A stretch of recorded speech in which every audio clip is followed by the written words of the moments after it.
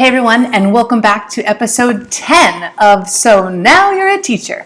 I'm your host, Lisa McConchie, international expert in brain-based learning, author, teacher, and mother of three who spent a very long time Clorox wiping all of the groceries that were delivered today.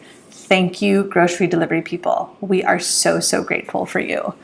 In our last episode, we talked about our first HardWired motivator that is guaranteed to jumpstart anyone's brain into action. And let's just jump right in and get to the second one. The second HardWired motivator, and HardWired meaning it's going to work for all of us, for all of your children, for all of your students, at least for a short-term amount. The second one is anticipation. Whenever we can facilitate or foster a brain state of anticipation, the brain is naturally motivated to do something because it's excited about what is going to happen next. So when we're in a state of anticipation, the neurotransmitter that is released in the brain is called norepinephrine. And that's the neurotransmitter of urgency and excitement and maybe something risky. And there's a lot of ways that you can build this even now at home with your kids. So for us, this was just something we quickly put together in our own family. And remember, my children are younger, very young. And so this is their little daily schedule here. You'll notice down here in the bottom corner is a little post-it note that they get every morning that says, surprise.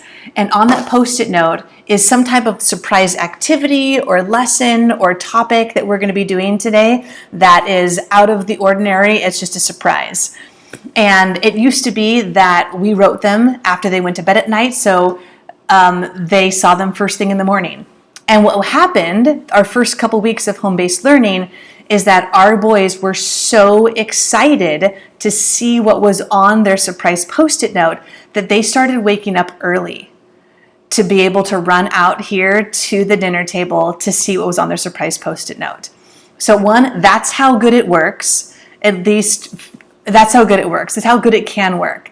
My very wise husband caught on to this and said, you know what, we could probably wait a couple hours and put their post-it note on after breakfast or something. They'll still be excited about doing their work, and maybe we could not be woken up at 6 o'clock in the morning. So that's one thing you can do. Another thing is just those small little things of like, hey, as soon as you finish, here's the privilege that's coming. And it doesn't necessarily have to be like a reward. It's just some type of privilege or here's what's coming next as a way to build that anticipation. Now, if you have been handed 100% remote learning and your kids are just kind of doing their thing, there's still ways that you can help build anticipation to keep them motivated, even if they're sitting in front of Zoom calls all day. So just ask them questions that facilitate anticipation. What's something that you're looking forward to? Who are you looking forward to seeing or talking to today online? Throw them a curveball. Like, hey, I've got something exciting to tell you once you finish your schoolwork today. Or hand them a little envelope that says, don't open until 11 a.m. And just notice, I know it kind of feels like we're manipulating brain chemicals, but hey, we kind of are. So we're trying to foster motivation. And yes, of course, we are hoping that our children are intrinsically motivated and on their own naturally want to do their schoolwork. But hey, we're in crisis right now. We're experiencing chronic stress. So we're just going to work with what we got, do our best to get them up off the couch, out of bed, and doing some things while we're all at home. So here's your word of warning. Here's your caution for this HardWired motivator. With anticipation. The brain needs a healthy balance of predictability and novelty. So be careful of introducing too much novelty because novelty breeds anticipation. It's great. But during times of chronic stress that many of us are experiencing right now, it is very important that our children have a sense of stability, security, and there's a lot of predictability that they know what's going to happen.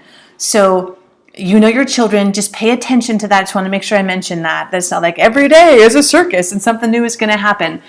Just make sure there's plenty of predictability, and then as often as you need to, throw in something novel to breed the anticipation that motivates the brain. That's my hot tip for today. Please continue to take care of yourself. Remember, trying to motivate your child when they're experiencing chronic stress is like trying to press on the accelerator when the parking brake is on. So please just be in tune with your kids, notice what's going on for them, and take care of their biological and neurological needs to de-stress before we work on some of these higher things of academic learning. All right, take care of yourselves out there, guys. Until next time, take a deep breath. Oxygen is good for the brain.